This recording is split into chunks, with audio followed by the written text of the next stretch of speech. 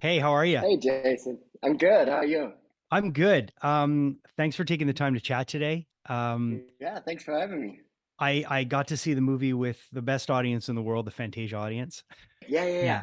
yeah. The Fantasia Film Festival, as you know, is a great festival, and it's the kind of audience that you want to be showing your movie for the first time in North America or for the first time in Canada at, because I mean, I could tell you, being in the audience, they were quiet the entire time, jumped when they needed to jump, and applauded at the end. So, Oh, that's so cool to hear. Yeah, I mean, I love the Fantasia Film Festival. We had our North American start there with yeah, the movie we did before with Luz. yeah, exactly. That was my first North American film festival ever, actually. We had the best time, yeah.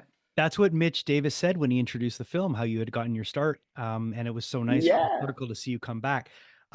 This was one of the ones that I was anticipating the most during the festival, and I got to see quite a few movies. Um, Mm, and simply one of it, one of the reasons, not only your association to it, but just the fact that, Neon has become, that movie house that you trust, kind of like A24. When they put their name on something, that it's going to be good. And yeah. this year, Neon obviously knocking it out of the park with Long Legs. And then, of Yeah. course, this being the nice follow up. In my opinion, it's a great year for horror. But wow, I mean, just phenomenal movie. And I have a lot of questions. Thank you. Yeah, thank you. And I agree. Like Neon is incredible. Yeah, I love these guys. They're doing such good work. they really are. And it's being someone who not only loves cinema, but I love when someone champions the little guy, and they've been doing that. And just their track record has been phenomenal the last few years. So this falling right into place with that. First off, I have to ask you, this movie, it's what I loved about this movie. It made me really feel uncomfortable. And it's been a long time since I've been in a theater where I truly felt uncomfortable. Like, there's moments where you're Wow. you're there and you're like, okay, I I'm I'm I'm in the movie, but I still might check my watch. But I was transported somewhere. I was at that, that little remote area slash Yeah. Yeah, yeah. You were in the world. I was in the Yeah. world, and I jumped. That's, there like when Hunter's riding her bike, and there's Uh-huh. Uh-huh. that tension, and then that moment, like I jumped, and you know I appreciate when a movie takes me on that journey, and I think it was a combination Yeah. of not only planning but sound design. There were so many things that brought me into the world. So for you, I know this is a long-winded question, but for you, how important is it for you that that audience comes on that journey with you? I don't know if it sounds strange, but world building, whatever that is I think the most important thing to me. Yeah, You may call it atmosphere, or whatever you may call it, but it's this stepping into a different world in the cinema, when you watch it. I think that's how it always starts with a feeling for me, because I think to me the key for building that is a feeling. And based on that vague feeling that I can't even really put in words, like into words, I can't really say it, like the feeling is sadness or fear. It's a mix, but it's a certain flavor, maybe, yeah, um, and and that is sort of the key to build that world. Like based on that, I know which elements are okay to have in there and which are not. Because we always have a pretty wild mix of decades in terms of interior design, of fashion, or architecture, right? And every character sort of has their thing, but nothing quite completely functions like the real world is. It's a different world, right. and somehow I know before what it is. Of course, we build it, like we build it. The whole team builds it, right? And then it takes until the movie is like finalized for it to be that world. But I think it's the most important thing for me. I also structure and do all the things, and I try to have a story that you can follow, that you emotionally connect to. But I think the most important aspect for me is world, is Right. being in the dream, sort of. Yeah, and Yeah, and you for and sure. you and you really feel like you're there. there's an interesting, approach to the antagonist in the film. I love the fact Uh-huh. that you kind of know when they're coming, through a series Hmm. of, like, of repeats, of repeats. So it's nice Right. because it sets that, at first you're like, what is this? And then you're familiar, so it's kind of like, oh, I like this. What's going to happen? But even though Uh-huh. that setup is there, I still was Yeah. getting freaked out. Right. Well, because it's unsettling, because I Yeah. find it deeply unsettling, the thought that you'd be stuck. And either it's something you imagine or it's Mhm. real. Who knows? We don't give you the answer to that. But Right. it's but I modeled it after having fever dreams. You know that when you have a high fever and you have these intense hallucinations, Mm. for me it's always a loop. For me, always I have like a fragment in my mind. It could be a song or sort of a scene that I see playing out in the room, but it Yeah. always repeats, and I Right. cannot get out of it. And it's the most terrifying thing. It's like this terrifying limbo thing, Yeah. but it also feels very meaningful. You Hmm. know that it feels very meaningful that being stuck in a loop in a time is a terrifying thing, Yeah. you know, Yeah. I Yeah. mean, because why? It doesn't have to be. It could be also very nice. You know, you Sure. could feel like you could feel. It could be a place where you could rest, or where you don't have to be afraid of death, or I don't know. But it's not. You know, it's very terrifying. Well, it's almost like when you have a song stuck in your head and it just keeps playing and Yeah, you can't get it out of your head, and you're like, and then there's yeah, that moment when you're like, is this ever going to leave my head? And it does. But there's that moment when yeah, you're like, yeah. I can't stop humming this fucking song in my head. Like it just keeps going, keeps Mm. going. So I it's do it all the time. yeah, It happens to me all the time. yeah, And you can really fuck up my day by yeah, just, give me the first couple of notes of some radio hit, yeah. and it's like, thank you. That's going to be there for now. I wanted to ask you, there's one scene in the movie there where Hunter is being chased, and Mm. there's one person on one end and one person on the other, and the lighting and everything, it reminded me of another movie. And I didn't know if was that on purpose? 'Cause um, I felt a slight nod to Terminator 2. Was I right about that? oh, absolutely. Yeah, yeah, Okay. yeah. That, I mean, That was Terminator 2, intentional. yeah, I mean, in terms of how Terminator is structured and put into scene and how it's shot, I think it's maybe a perfect movie. I don't know. It's insane, Hmm. and usually I don't know where things come. Usually I just unconsciously Sure. write something down or figure out a shot list, and then in retrospect I I remember, oh yeah, yeah, I stole that from there. Right. But for this scene it was absolutely, yeah. I Okay, mean good, good. All right. it's I it's it's kind of almost a mirror of that like hospital chase Yeah, slow yeah, motion and thing, you have two people that are chasing, yeah, and you kind of yeah, don't know who's the better of the two, yeah, so you don't know who to go yeah, to. yeah, Um, yeah, yeah, the performances are great. I mean, obviously Dan is, Dan's wonderful. My favorite thing he's yeah. done is actually was in this show. I'm a big superhero fan, and when he was in that show Legion, I don't know if you ever saw Right. him in Legion. He was great. I've seen some of it, and Yeah, he's fantastic in it he's as good well. in everything. And Yeah, he's particularly creepy in this. right. uh Yeah, did that's you true. was it it must have been fun to work with Dan. Oh, it's lovely to work with him. First of all, I mean, he's a phenomenal actor, um, and extremely on point. Can also be very technical. He can repeat stuff, days later. I think we had to split up a complicated scene in half for some reason.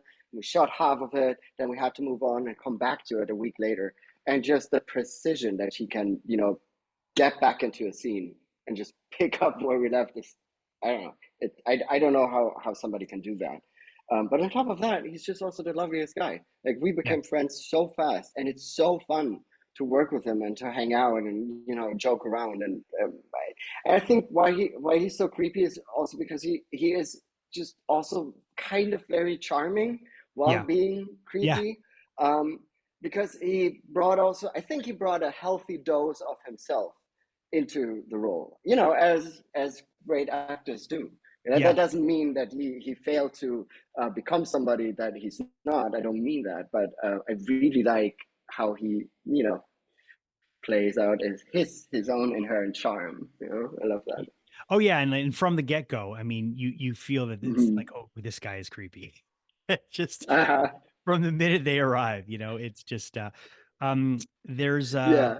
there seems to be almost like and I was talking to somebody when I left the movie. There almost seems like there's a genre of horror that's kind of finding itself, and I like to call it resort horror with Infinity Pool.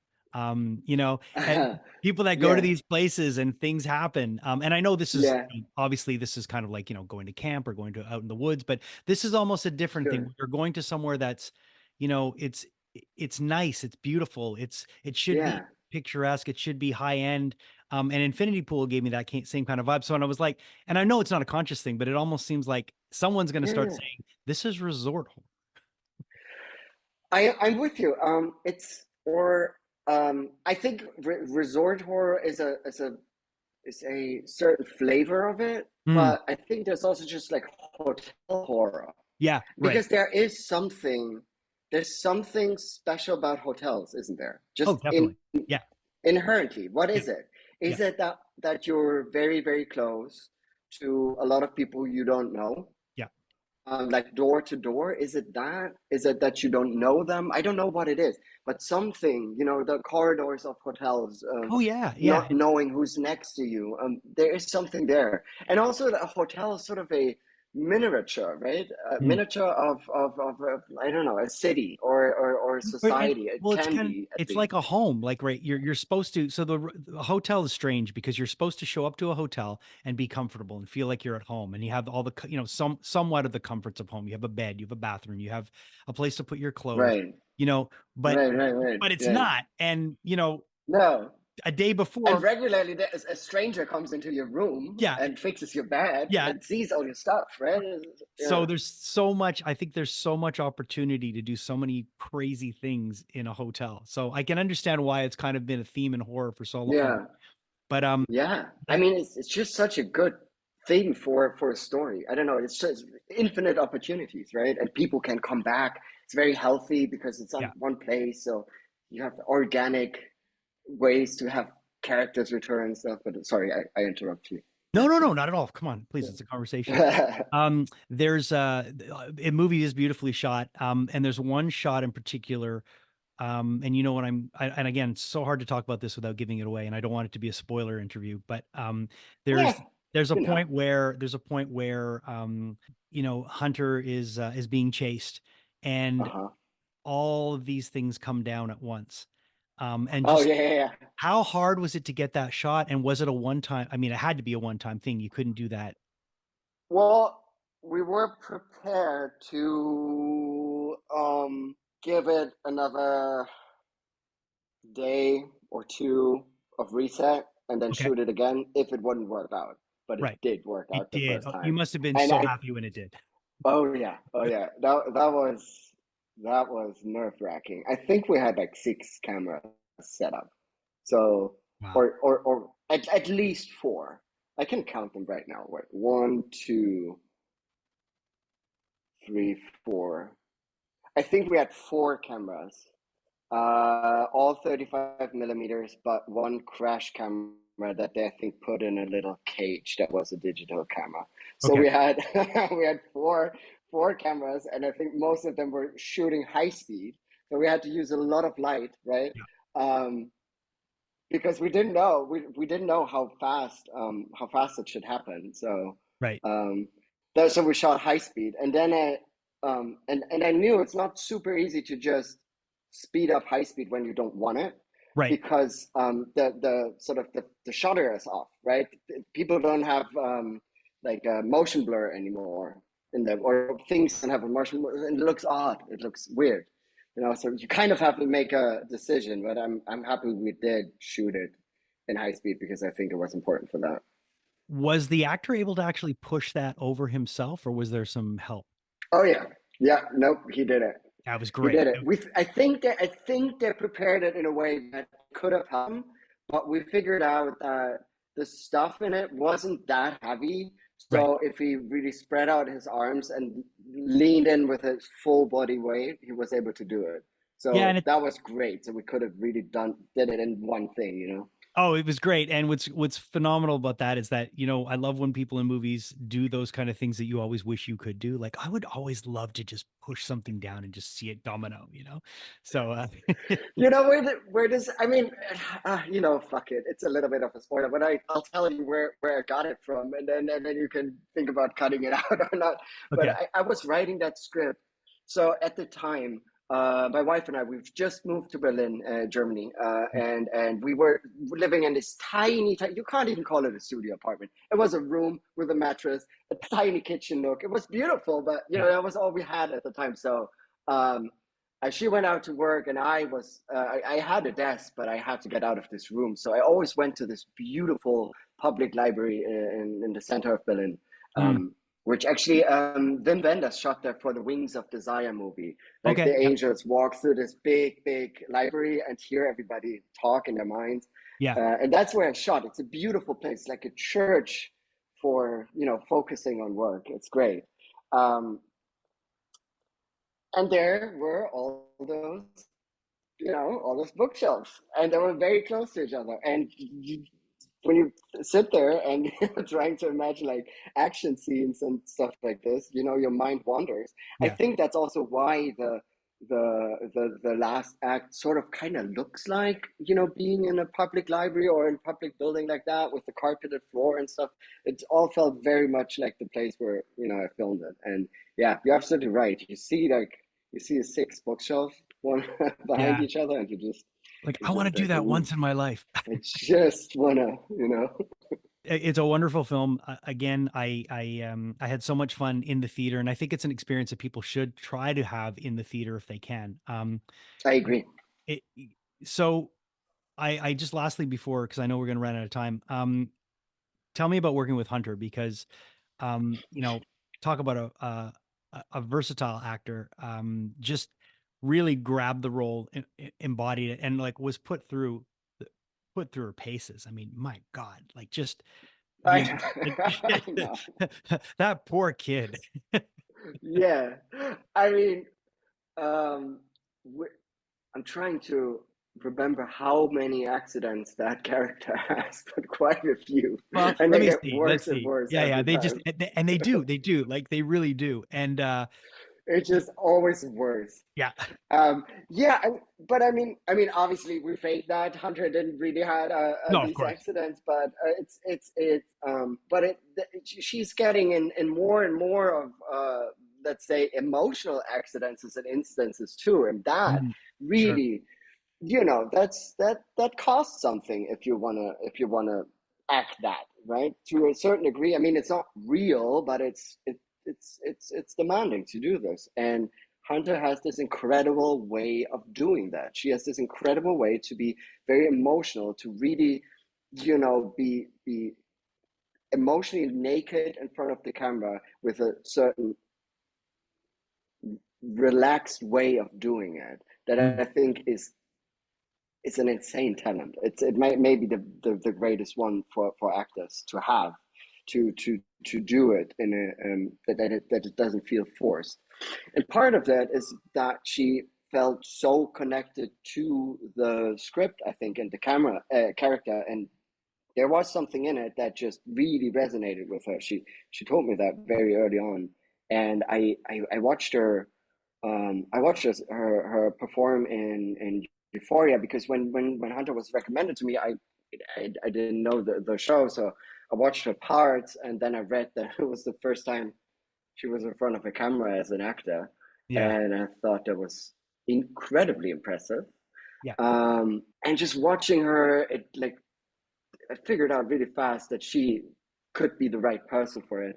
Um, and then I couldn't go to Los Angeles for a real casting. And by the way, we cast her 2 years, I think, before we shot the movie, because we had to push so many times because of Yeah. COVID. Right.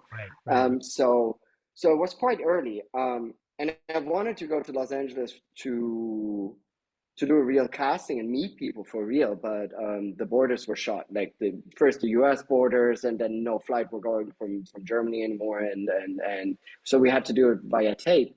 And when I watched her tape, I knew immediately that she's Yeah. absolutely the right person for the role. I knew it's going to be good or maybe even great.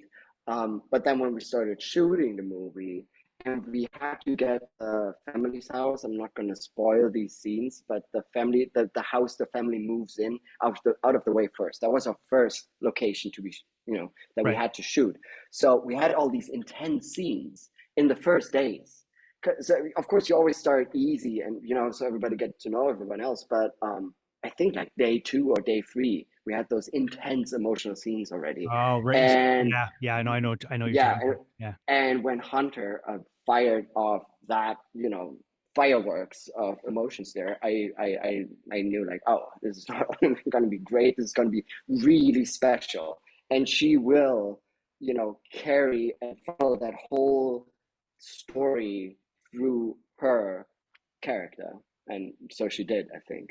I mean, Yeah. I think the whole movie is her. Oh yeah, I mean she's the centerpiece. There's no doubt. And she, and Yeah, even yeah. with someone like a heavy hitter like Dan, she holds her weight, and she really, really, she goes toe to Oh toe. yeah, yeah. I Yeah. mean, I'm not taking anything away from Dan or his No, character, but no. this Yeah, entire spectacle sort of is yeah. funneled through that character, right? And Oh it's yeah. quite beautiful. Yeah, I And I love can't wait that. to see what she does in Blade Runner 2099, because that's going to be. All right, they're filming that right now. I was I chatting with know. her the other day. I had no idea they're going to do that.